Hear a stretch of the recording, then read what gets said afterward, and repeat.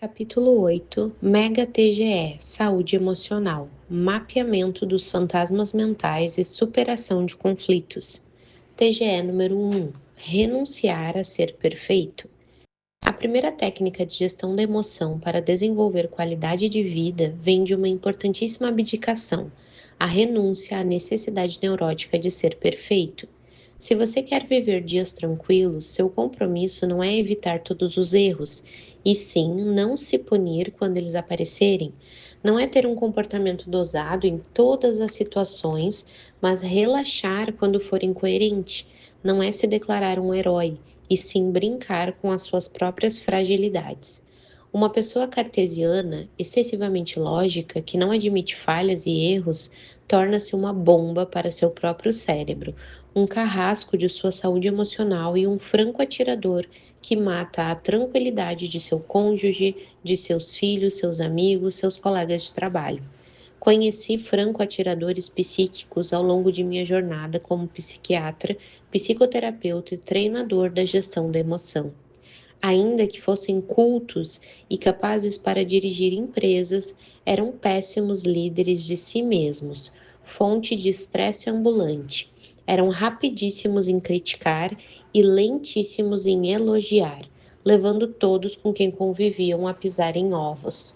Se somos perfeccionistas, é tempo de fazermos uma cirurgia em nosso estilo de vida, pois quem não renuncia à necessidade ansiosa de ser perfeito não aplaude a própria humanidade, perde a essência e esgota a energia vital. A gestão da emoção grita alto e em bom som que nossa qualidade de vida ganha musculatura quando aceitamos ser seres humanos imperfeitos e passamos a dar risada de nossa própria estupidez, debochando de nossos medos, ironizando nossas falhas e brincando com os erros dos outros também. Sim, a saúde emocional ganha fôlego quando passamos a abraçar mais e cobrar menos, a encorajar mais e punir menos, a dar sempre uma nova chance para nós e para quem tanto amamos. Você é perfeccionista e, portanto, uma fonte de estresse, ou é um ser humano que assume suas imperfeições e, assim, se torna uma fonte de tranquilidade para si e para os outros? Muitos executivos não se reinventam quando falham e não cumprem suas metas porque cobram demais de si mesmos. Muitos líderes não libertam o imaginário e a criatividade de seus colaboradores porque são implacáveis quando tropeçam. Muitos maridos e mulheres exigem perfeição um do outro e vivem se degladiando. Não se divertem nem relaxam quando um dos dois falha. Não se apoiam mutuamente, ao contrário, cobram cada detalhe do comportamento que desaprovam. São ótimos para trabalhar numa financeira, mas não para construir um romance sustentável, agradável, que se retroalimente. A melhor maneira de destruir um romance, mesmo um que começou no céu da afetividade, é diminuir os níveis de tolerância e aumentar os níveis de cobrança. TGE número 2, ter autoconsciência. Após renunciar à necessidade neurótica de sermos perfeitos, estamos aptos a avançar para a segunda técnica de gestão da emoção, que conquista os patamares mais nobres da qualidade de vida, a autoconsciência. Não basta que nos coloquemos como seres humanos imperfeitos, é necessário que sejamos autoconscientes, nos interiorizemos, entremos em camadas mais profundas do nosso próprio ser, encontrando o mais importante de todos os endereços, o que fica dentro de nós mesmos. Quem não exercita a autoconsciência vive a pior de todas as solidões, a solidão à qual ele mesmo se abandona. Caminha sem metas, fadiga-se sem propósito, navega sem direção no oceano da existência. Não sabe minimamente aonde quer chegar como profissional, parceiro, educador, nem mesmo como ser humano. Quem não treina a autoconsciência não se questiona, não desenvolve consciência crítica, nem dá sentido à sua existência. Torna-se um zumbi social, facilmente manipulável, adestrável ou encarcerado por seus fantasmas mentais ou por ideologias radicais. A autoconsciência é um fenômeno vital para encorpar o processo de gestão da emoção. Sem ela, Todo treinamento se torna uma ilusão, como técnicas de motivação que não resistem ao rolo compressor da segunda-feira. E gestão da emoção não é um conjunto de técnicas de motivação, mas sim um conjunto de ferramentas revolucionárias e complexas de aplicação psicológica. A praxis da autoconsciência exige coragem para nos bombardearmos com questionamentos transparentes e profundos nas mais diversas áreas de nossa existência. Número 1. Quanto à nossa essência. Quem eu sou? Eu cuido da minha qualidade de vida ou traio a minha saúde emocional? Sou estressado ou relaxado, flexível ou radical, aberto ou exclusivista, generoso ou preconceituoso, afetivo ou autoritário? Sou autor da minha história ou inseguro, tímido ou manipulável? Dirijo meu script ou sou dirigido pelos outros ou pelas intempéries da vida? Número 2. Quanto aos conflitos, que traumas me assombram e me controlam? Que fobias me encarceram? Quais preocupações, falsas crenças e crenças limitantes me dominam? Sou bem-humorado ou mal-humorado? Sou otimista, pessimista ou um ser humano sem tempero emocional? Número 3. Quanto às relações sociais, como está minha relação com meus filhos, com meu parceiro ou com meus colaboradores? Sou um especialista em dialogar ou em criticar, em promover ou em diminuir aqueles que amo? Onde falho, me escondo ou me acovardo? Quem preciso resgatar, conquistar e a quem devo pedir desculpas? Como posso contribuir para tornar os outros mais felizes, livres e emocionalmente saudáveis? Número 4. Quanto à eficiência profissional e os projetos de vida, sou uma máquina de trabalhar ou um ser humano que tem sentido existencial? Sou embriagado pelo conformismo ou tenho sede e fome de aprender, coragem intensa de me reciclar? Sou aberto a críticas ou tenho a necessidade neurótica de ser perfeito? Posiciono-me como um Deus intocável ou como um ser humano em construção? Quais são meus maiores e mais importantes sonhos? E o que eu faço para transformá-los em realidade? Sou o traidor de meus projetos de vida? Tenho foco e disciplina ou os enterro debaixo do tapete do meu excesso de atividades? Gestão da emoção exige consciência crítica, e consciência crítica exige um olhar íntimo, saturado de indagações, bem como colocar-se contra a parede nas mais variadas áreas da vida, fazer uma radiografia, ainda que deficiente, das mazelas e miserabilidades psicossociais. Quem vive para fora não faz a jornada interior e, portanto, não alcança qualidade de vida nem saúde emocional. Tampouco se torna um ser humano realizado. TGE número 3. Automapeamento. Fazer o diagnóstico dos fantasmas mentais e das falsas crenças. A autoconsciência abre espaço para a terceira ferramenta desta mega TGE, o automapeamento. Quem não se automapeia não se localiza, não sabe se está destruindo ou contribuindo para a sua empresa, enriquecendo ou empobrecendo seus colaboradores, bloqueando ou promovendo seus filhos e alunos, brilhando ou asfixiando a pessoa que escolheu para dividir sua história. Só depois de se bombardear de perguntas e procurar respondê-las com honestidade é que se desenha o mapa dos fantasmas mentais. Quais são os fantasmas mentais que sabotam nossa qualidade de vida, nossa atividade profissional e nossas relações sociais? São inúmeros e citarei alguns deles aqui. Número 1, timidez e insegurança. Número 2, autopunição. Número 3, sentimento de culpa. Número 4, sentimento de vingança. Número 5, complexo de inferioridade. Número 6, ciúmes. Número 7, fragmentação da autoestima. Número 8, fobias. Fobia social, agorafobia, claustrofobia, tecnofobia, fobia de animais. Número 9, baixo limiar para frustrações. Número 10, irritabilidade, impaciência e flutuação emocional exagerada. Número 11, dificuldade de pedir desculpas e se curvar em agradecimento. Número 12, angústia. 13, impulsividade. 14, ansiedade. 15, depressão.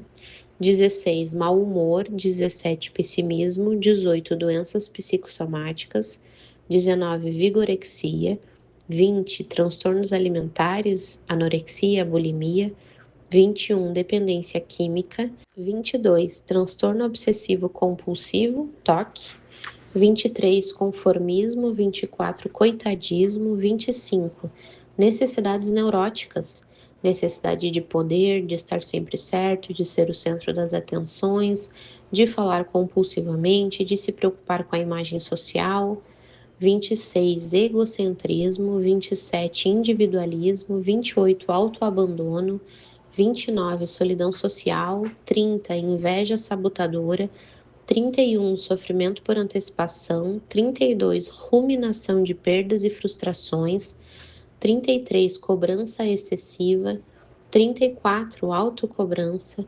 35, compulsão por reclamar, 36, dificuldade de se reinventar, 37, déficit de proteção emocional, 38, hipocondria ou medo de doenças. Quem tem medo de olhar para si e encontrar seus fantasmas mentais será aterrorizado por eles a vida toda. É vital que façamos um diagnóstico mínimo e empírico de nossas limitações, imperfeições, dificuldades de desempenho. Não é possível falar em gestão da emoção sem ter coragem para se colocar em xeque. Tenho feito treinamentos de gestão da emoção não apenas com empresários, mas também com seus filhos, para que estes aprendam a ser líderes e não consumidores irresponsáveis, para que se transformem em sucessores e não em herdeiros. Herdeiros vivem na sombra de seus pais, enquanto os sucessores constroem seu próprio legado. Herdeiros querem tudo rápido e pronto, enquanto os sucessores elaboram seus projetos. Herdeiros têm baixos níveis de automapeamento e resiliência, não suportam ser contrariados, ao passo que sucessores aprendem a proteger sua emoção e a trabalhar perdas e frustrações. Certa vez, fiz o programa de gestão de emoção com um executivo de 35 anos, de origem alemã, viciado em relógios, dos quais os mais baratos valiam US$ 50.000, e em carros de luxo. Era um herdeiro que compensava seus conflitos sendo um consumidor voraz de produtos e não de ideias. Embora fosse um homem inteligente, ele achava que sua personalidade não era abarcada por grandes conflitos. Levá-lo a ter autoconsciência e fazer um automapeamento foi o primeiro passo da gestão de sua emoção. À medida que se interiorizava e se mapeava, descobria seus fantasmas mentais e ficava perplexo. Ele não achava que tinha tantas características doentias em sua personalidade.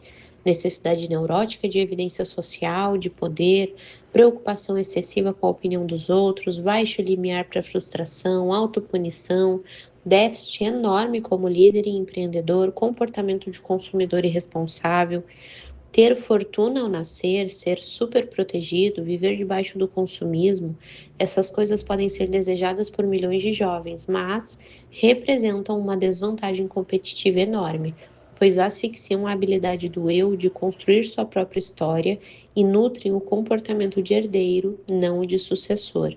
Muitos herdeiros, seja de fortuna, seja de cultura, têm de descobrir que sem gestão de emoção, mesmo mentes brilhantes se destroem.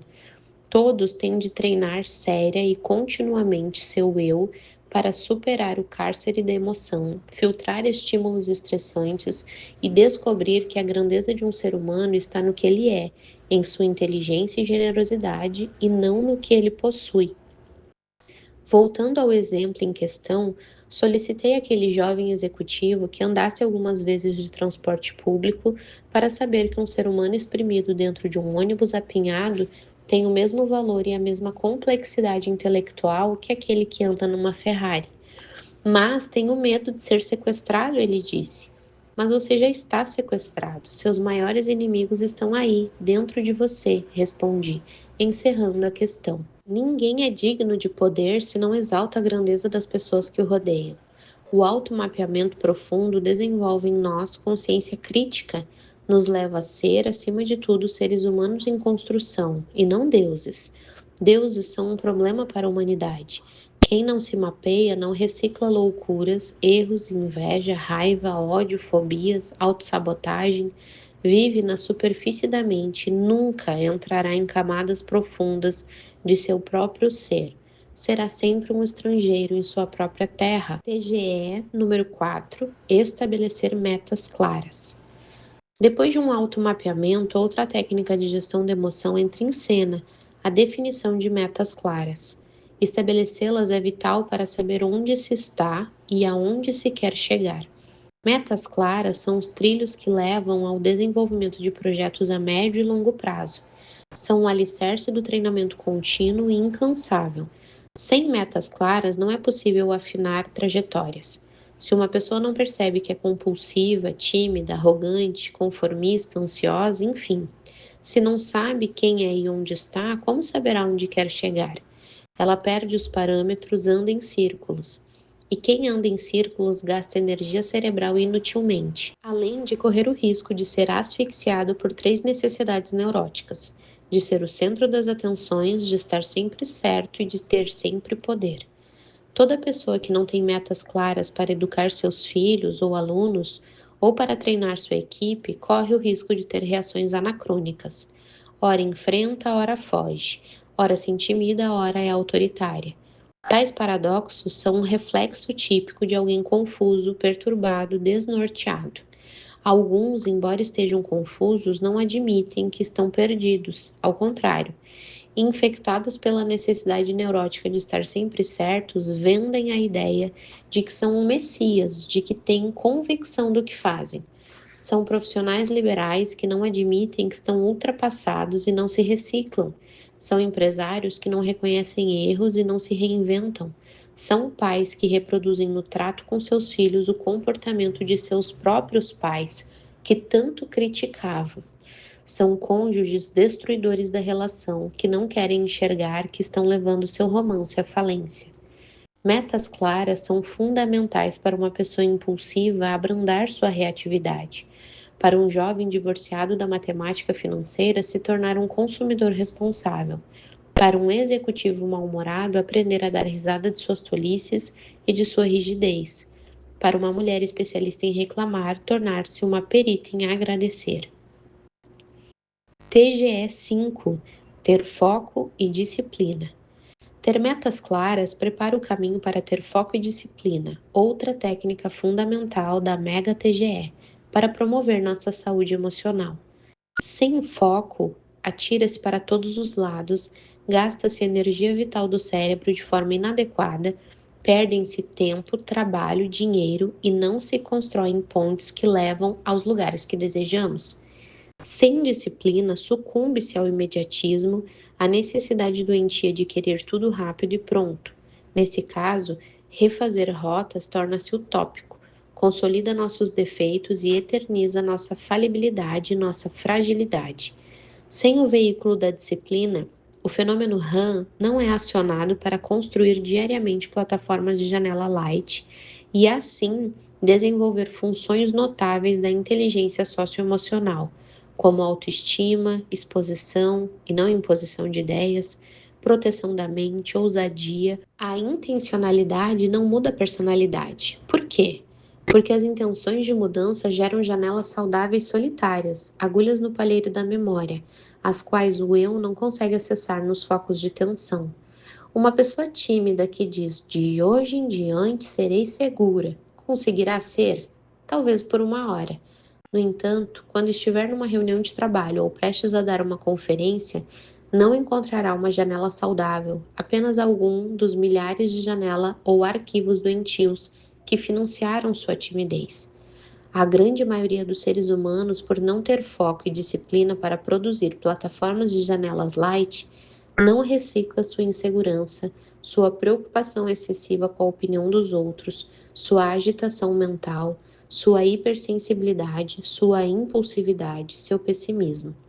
Sem foco e disciplina, levamos para o túmulo nossos conflitos, nossas crenças limitantes, falsas crenças e traumas. Flutuamos entre o céu e as tempestades emocionais. Não temos uma âncora. O que você tem arrastado em sua vida? TGE número 6. Todas as escolhas implicam perdas. A mais impactante técnica de gestão da emoção grita aos ouvidos de todo ser humano que sem autoconsciência não é possível fazer o automapeamento.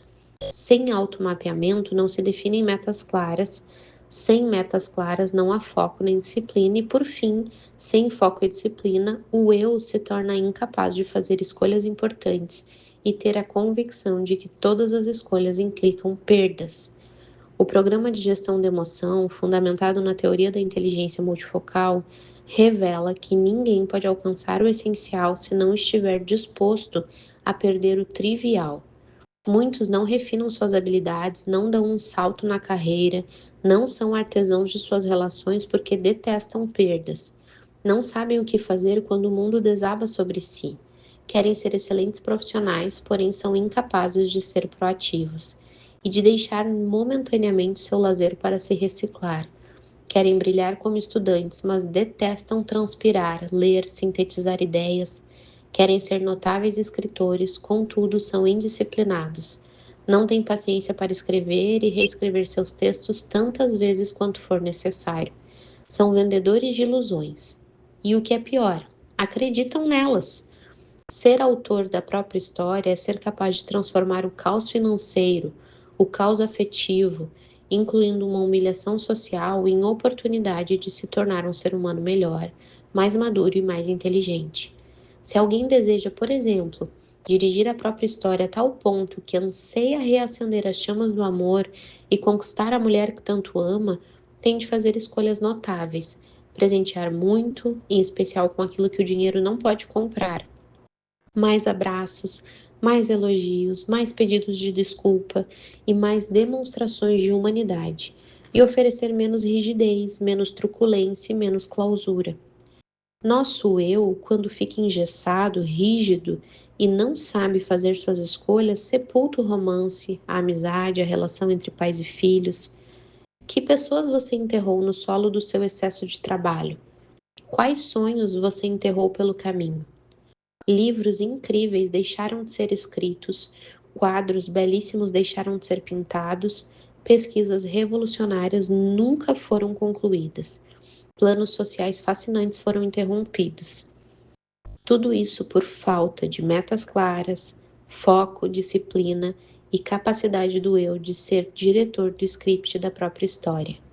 Um eu tímido, fragmentado, distraído, é incapaz de sobreviver ao caos, ainda que seja o caos da rotina. Quando não assume seu papel vital como autor da própria história, o eu é abarcado por medo, ansiedade, timidez, preguiça mental. Deixa de ser então o centro das atenções sociais. E você, está equipado para ser autor de sua história? Está preparado para fazer escolhas e assumir as perdas? Quais sonhos você precisa desenterrar? Que pessoas você excluiu pelo menos um pouco e precisa resgatar? São raros aqueles que não excluíram ninguém, mas ainda mais raros são os que não abandonaram a si mesmos pelo excesso de trabalho ou de preocupações. Deveríamos aprender a nos abraçar e dizer algo como: eu te dou trabalho, mas mesmo assim eu te amo.